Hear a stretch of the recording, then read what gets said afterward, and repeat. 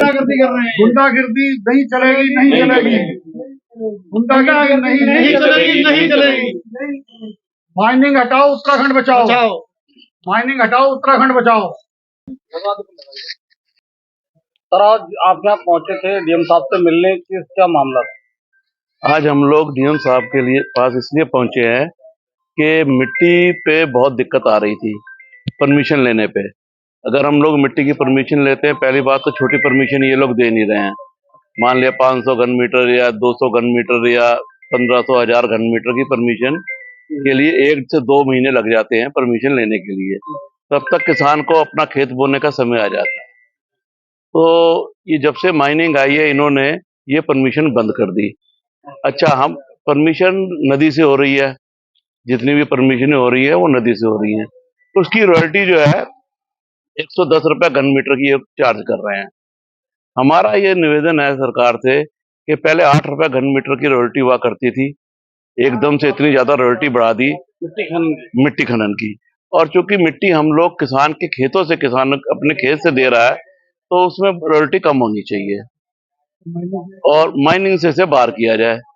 दूसरा ये था कि साथ लगता हुआ उत्तर प्रदेश है, वहां पर योगी जी ने विकास कार्य को देखते हुए मिट्टी की जो रॉयल्टी है वो शून्य कर दी।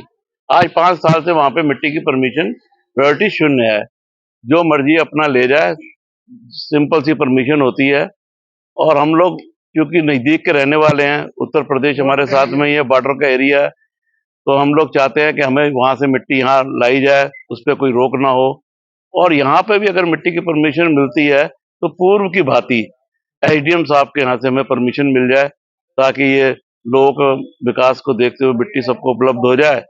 और हम रॉयल्टी देने को तैयार है, कोई इसमें ऐसी कोई बात नहीं।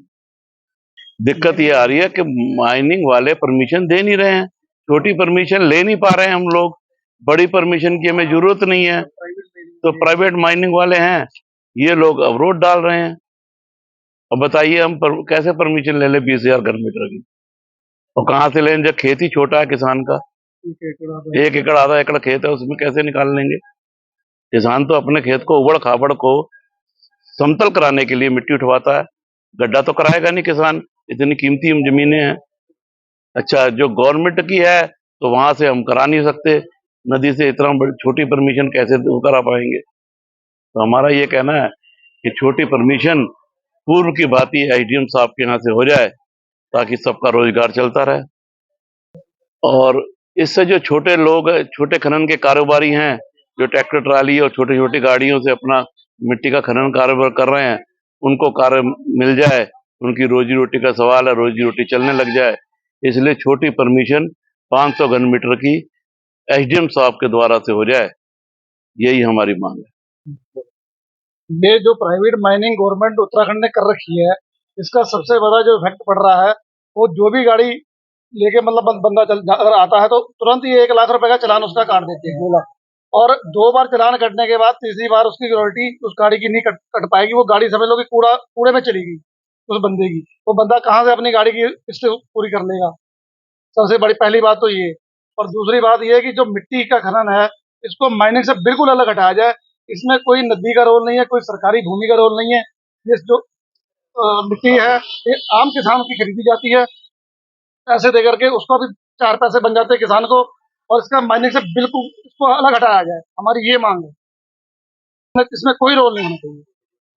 ये छोटे छोटे जो अपना ट्रैक्टर ट्राली वाले हैं, या जिसके पास 1 गाड़ी है 2 गाड़ी है, उसका बिल्कुल ही काम ठप पड़ा है आज की डेट में। देखिए, ये इन्होंने बिल्कुल गलत नीति बनाई है। सरकार को ये नीति नहीं बनानी चाहिए थी। सरकार को आम काश्तकार का, आम छोटे व्यापारियों का ध्यान रख के इस चीज में चलना चाहिए था कि ये जो छोटे छोटे लोग मकान बना रहे हैं, छोटे छोटे अपने जगह जगह जो है मकान की वो बन रही है, ठीक है ना, उसमें सबको प्रॉब्लम आ रही है। मिट्टी तो हर जगह चाहिए ही चाहिए, मिट्टी ही बेस है। और वो मिट्टी किसान का खेत होता है, किसान से मिट्टी खरीदी जाती है, किसान की मिट्टी खरीदी हुई आगे हम लोग लेके आते हैं, किसान का भी जो है उसमें पैसा बन जाता है और आगे जो है सस्ते दामों में चली जाती है। इन लोगों ने माइनिंग के साथ में जोड़ के इसको बहुत गलत कर दिया।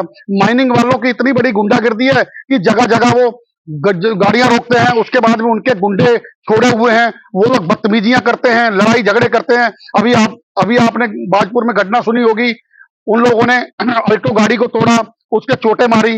ये सब तमाम दिक्कतें हैं। इस सरकार को इस नीति पे जो है विचार करना चाहिए, जिससे कि छोटे छोटे जो काम करने वाले हैं व्यापारी, उनका भी थोड़ा सा ध्यान आ जाए इसमें।